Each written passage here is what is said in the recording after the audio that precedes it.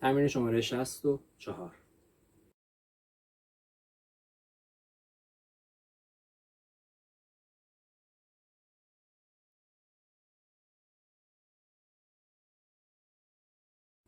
تمرین 64 تمرین 6 ضربی هست.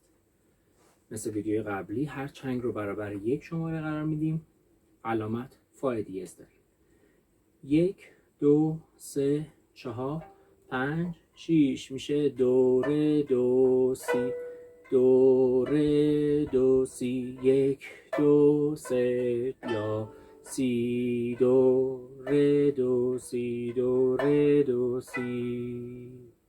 لا دو سی لا سول فا دیز می، سول فا می فا سول فا می.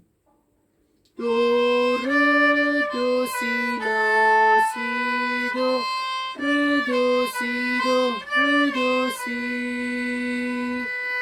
لا دو سی لا سول فا دیز می، سول فا می فا سول فا می. سی لا سول لا سی لا دو سی لا سول لا سی لا سول فا می، سول فا سول فا می. تکرارش 1 2 3 4 5 6 1 2 3 4 5 6 1 2 3 4 5 6 1 2 3 4 5 6.